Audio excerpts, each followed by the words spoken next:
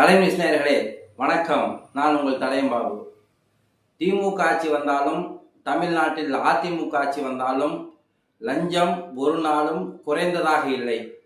அதிகாரிகள் போட்டி போட்டு வாங்கிட்டு இருக்கிறாங்க. அதாவது கீழ் மட்டத்திலிருந்து மேல் மட்டம் வரைக்கும் இருக்கக்கூடிய அதிகாரிகள், அரசு ஊழியர்கள் லஞ்சம் வாங்குவதிலே கைதேர்ந்தவர்களாக இருக்கிறார்கள். என்னதான் லஞ்ச ஒழிப்பு போலீசார் அவங்கள பொறி வச்சு பிடிச்சாலும் கூட, ஜெயிலுக்கு போனாலும் கூட திருப்பி அவங்க வேலைக்கு வந்துடுறாங்க என்பதுதான் இந்த சட்டம் அவர்களுக்கு கொடுத்திருக்கிற வாய்ப்பாக இன்றைக்கு நாம் பார்க்கிறோம்.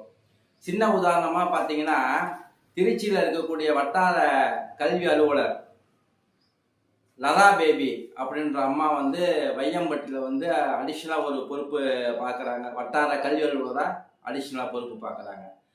அங்கே அவங்க கட்டுப்பாட்டில் உள்ள ஒரு பள்ளியில் மணப்பாறையை சேர்ந்த விமலா அப்படின்னு ஒரு டீச்சர் வேலை செய்கிறாங்க. அந்த டீச்சர் ஜூலை மாதம் ட்ரான்ஸ்ஃபர் ஆகிட்டு வேறு ஸ்கூலுக்கு போகிறாங்க.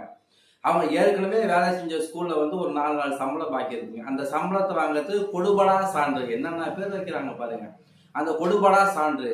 அந்த கொடுபடா சான்று கொடுப்பதற்கு அந்த லதா பேபி அம்மா என்ன பண்ணிருக்காங்க, 1500 ரூபா லஞ்சம் கேட்டுருக்காங்க.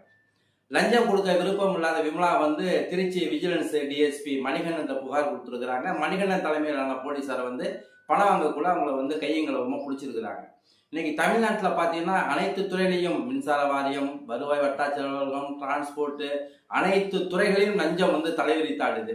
இதை ஏன் தலைவிரித்தாடு? இத்தனை பேர் பிடிச்சி உள்ள போட்டோம், ஏன் லஞ்சம் வாங்குறது குறையல அப்படின்னு பார்த்தீங்கன்னா, சட்டம், அதில் இருக்கக்கூடிய ஓட்டைகள், அதற்கு மேலாக நீதிமன்றங்கள். இப்போ என்னன்னா, இப்போ லஞ்ச ஒழிப்புத்துறையில் பிடிக்கிறாங்க. அவங்க ஒரு 15 நாள் 20 நாள் ஜெயிலில் இருப்பாங்க. அப்புறம் ஜாமீனில் வருவாங்க. ஜாமீனில் வந்ததுக்கு அப்புறம் பார்த்தீங்கன்னா, சென்னை உயர்நீதிமன்றத்திலேயோ அல்லது டெல்லி உச்சநீதிமன்றத்திலேயோ வழக்கு போட்டு, இந்த மாதிரி நான் விஜிலன்ஸ் என்ன பிடிச்சிட்டாங்க, நான் வந்திருக்கேன், எனக்கு மீண்டும் பணி வழங்கணும்னு ஒரு கோரிக்கை வைப்பாங்க. அப்படி பணி வழங்கணும்னு கோரிக்கைக்குள்ள நீதிபதி என்ன சொல்றாங்க, அவங்க வேலைகளுக்குள்ள முழு சம்பளம் வாங்கிட்டு இருந்தாங்க, இப்போ வேலை இல்லாமல் இருக்கிறாங்க, விஜிலன்ஸை கைது பண்ணி போனால் அரை சம்பளம் தான், அதாவது 10,000 5,000 சம்பளம், பாதி ஊதியம் தான் கொடுக்குறீங்க.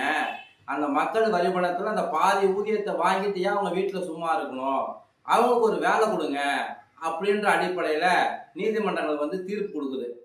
அதன் அடிப்படையில் பார்த்தீங்கன்னா, அரசு மற்றும் மாவட்ட நிர்வாகம்லாம் என்ன பண்ணுறாங்க, சரி கோர்ட்டு சொல்லிடுச்சு அப்படின்ட்டு வேலை கொடுக்குறாங்க. வேலை எங்கே கொடுப்பாங்கன்னா, இந்த மாவட்டத்துக்கு வேற மாவட்டம், அல்லது பணம் அதாவது பணம் கொடுக்கல் வாங்கல் இல்லாத பகுதிகள் தான் அவங்களுக்கு அந்த வேலை வாய்ப்பை கொடுக்குறாங்க. இந்த மாதிரி கொடுக்கறனால தான் நாட்டில் லஞ்சம் பெருகிட்டு இருக்கு. தைரியமாக ஆமாம் வாங்கலாம், உள்ளே போனால் வெளில திருப்பி வாங்கிட்டு போகலாம் போடா அப்படின்ற மனநிலைக்கு வராங்க. இந்த மனநிலை மாற வேண்டும் என்றால் நீதிமன்றம் கடுமையான நடவடிக்கைகளை எடுப்பதற்காக உத்தரவு போட வேண்டும். அப்போதான்